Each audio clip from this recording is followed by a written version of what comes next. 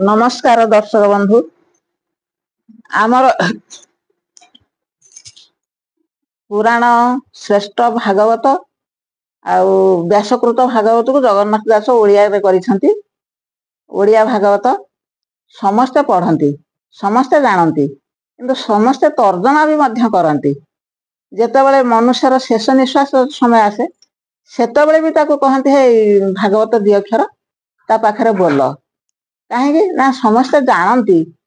तर्जमा करती जे भागवत शुणिले से लोक किछि मोक्ष हो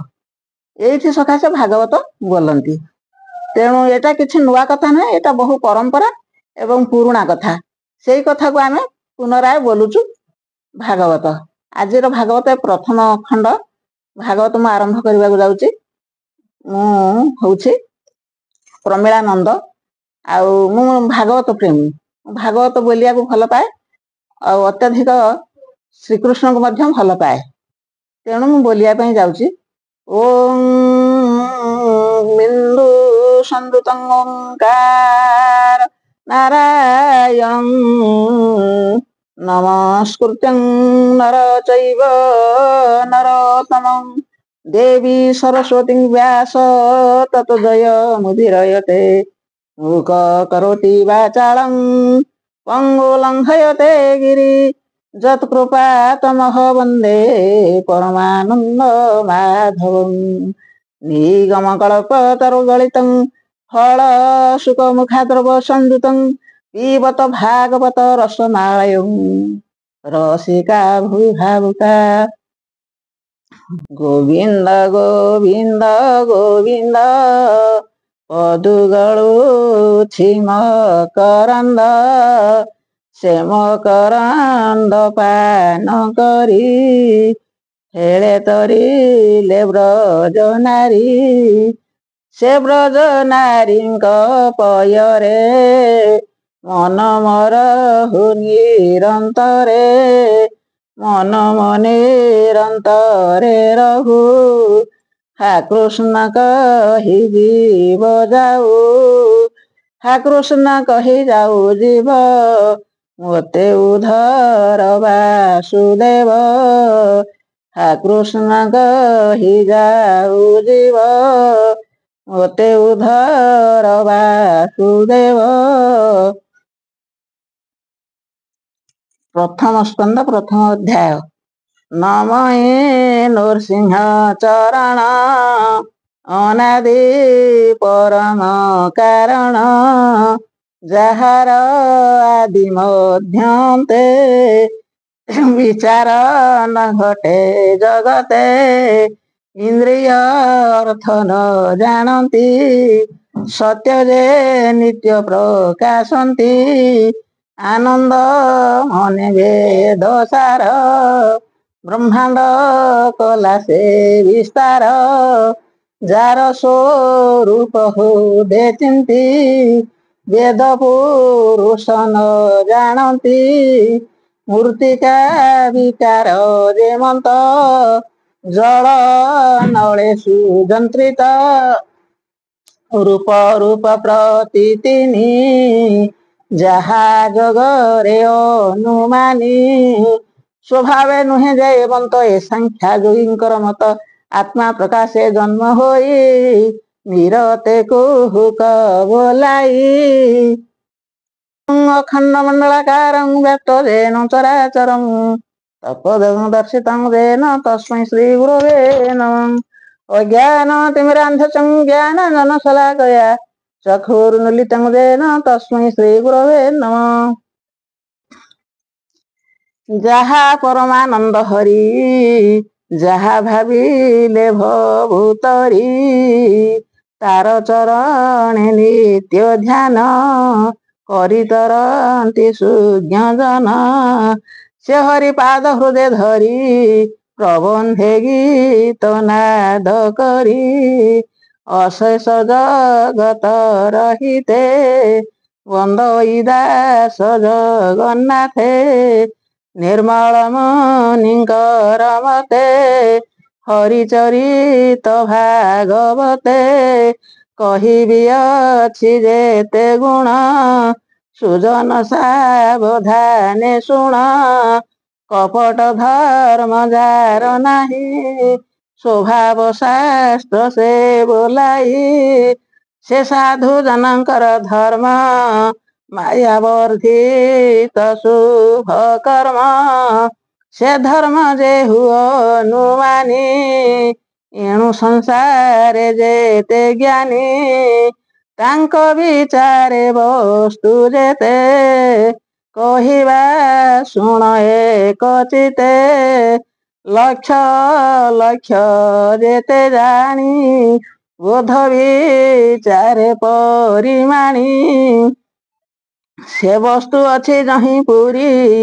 ଯାହା ଚିନ୍ତନ୍ତି ବ୍ରହ୍ମଚାରୀ, ଶ୍ରବଣ ମାତ୍ରେ ମୋକ୍ଷ ପାଇ, ତ୍ରିତାପମାନ କ୍ଷୟ ଯାଇ, ହୃଦୟରେ ବସଇ କ୍ଷଣ, ଅନାଦି ପ୍ରଭୁ ନାରାୟଣ, ଏଣୁ ଅଧିକ ଅନ୍ୟ ଗ୍ରନ୍ଥେ କି ପ୍ରୟୋଜନ ଏ ଜଗତେ, ଏ ଭାଗବତର ମହିମା, କେ କହିପାରେ ଗୁଣ ସୀମା, ସକଳ ଦେବ ହୋଇ ବୃକ୍ଷେ, ଫଳ ଫଳିଲେ ଅନ୍ତରିକ୍ଷେ, କେତେ ଦିନେ ପାଚି ତଳେ, ବୃକ୍ଷ ପଡ଼ିଲେ ବାୟୁ ବଳେ, ଶୁକ ଧାଇଁଲେ ତାହା ଦେଖି, ପକ୍ଷୀଙ୍କ ସଙ୍ଗତ ଉପେକ୍ଷୀ, ଶୁକ ଧାଇଁଲେ ତାହା ଦେଖି, ତୋଷେ ଅଧର ପାନ କଲେ, ଭିତରେ ସୁରଙ୍ଗ ଦେଖିଲେ, ତହୁଁ ଗଳିଲା ରସ ସାର, କିଓ ବା ଦେବା ପଟାନ୍ତର, ଅମୃତ ନିନ୍ଦେ ସ୍ୱାଦୁ ଗୁଣେ, ସୁଜନେ ପିଅନୁକ୍ଷଣେ, ଆନନ୍ଦେ କର ସୁଧା ପାନ ଯେଉଁ ପାଇବ ଦିବ୍ୟ ଜ୍ଞାନ, ଏ ଚାରି ରସଙ୍କର ମୂଳ, ନିଗମ ବନ ବୃକ୍ଷ ଫଳ,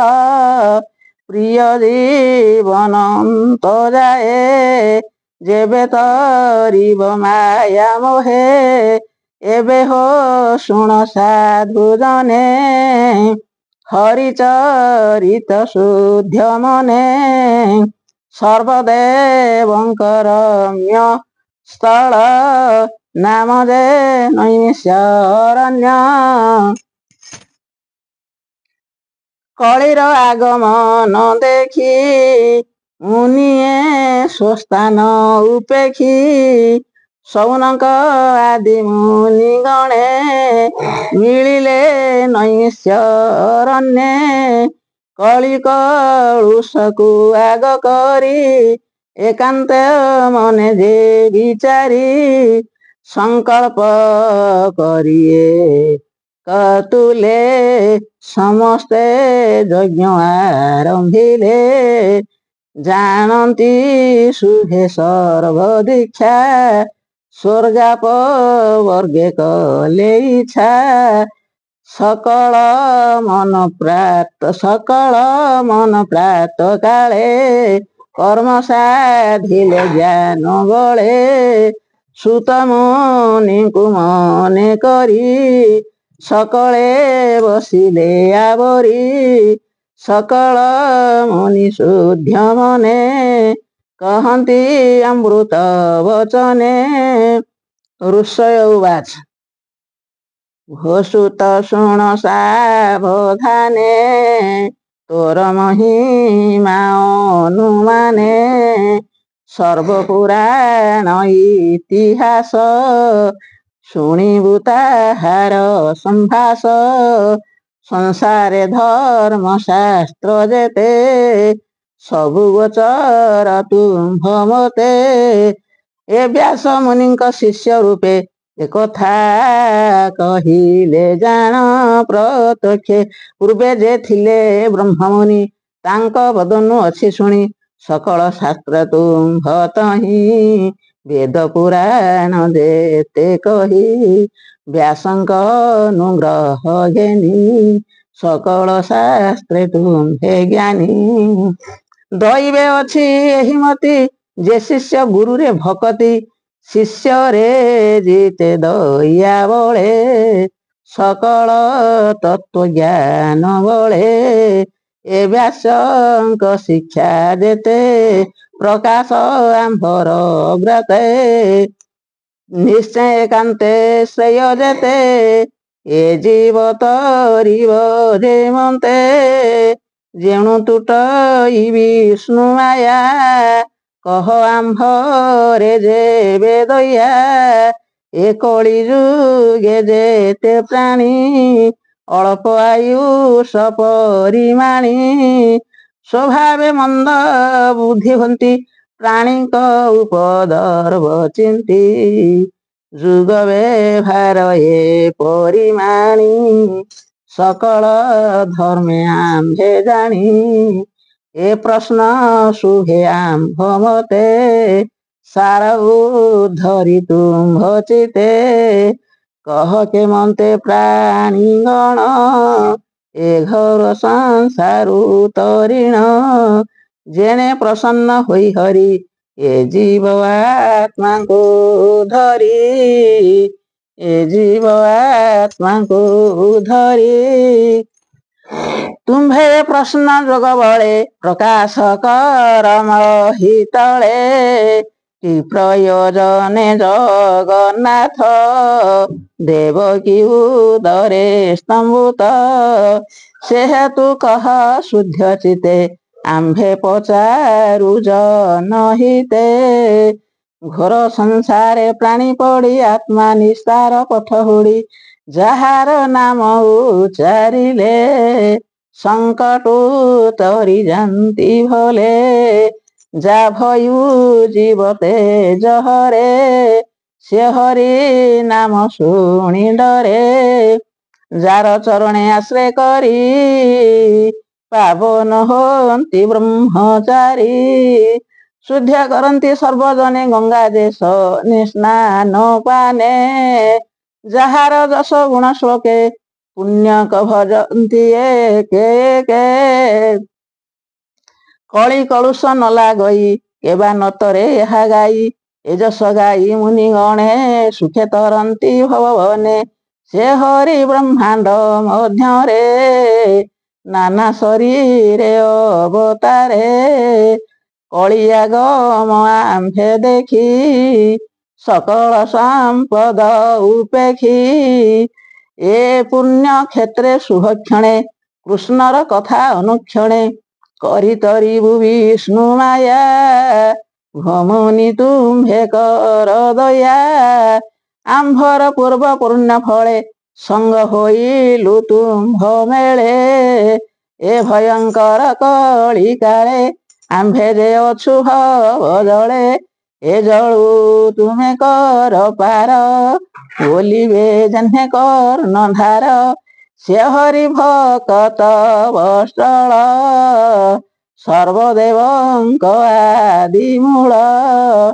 ସକଳ ଧର୍ମ ମଧ୍ୟ ସଙ୍ଗେ ସୁଖେ ବିହରେ ନାନା ରଙ୍ଗେ କଳିଆଗମେ ଭଗବାନ ପଶିଲେ ଆପଣା ଭୁବନ ଯେ ଧର୍ମ ସଂସାର ରଖିବ ସେ କାହିଁ ଶରଣ ପଶିବ ସେ କଥା କହ ମୁନିବର ଆମ୍ଭ ସଂଶୟ ହେଉ ଦୂର ଆମ୍ଭର ମାୟା ଯୋଗ ବଳେ ବିହରେ ଅବନି ମଣ୍ଡଳେ ତାର ମହିମା ଶୁଣି ନିତେ କୋଶ ନ କରେ ଆତ୍ମଚିତେ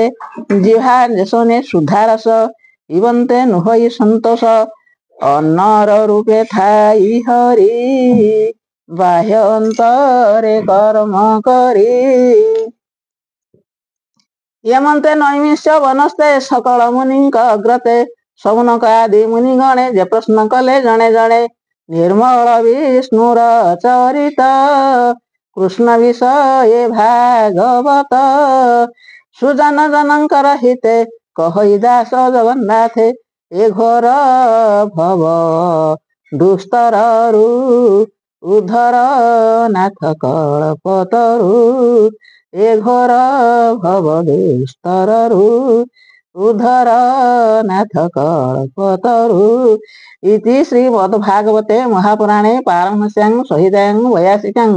ପ୍ରଥମ ସ୍କନ୍ଧେ ନୈମିଷାଖ୍ୟାନେ ଋଷି ପ୍ରଶ୍ନେ ନାମ ପ୍ରଥମ ଅଧ୍ୟାୟ ସମାପ୍ତ।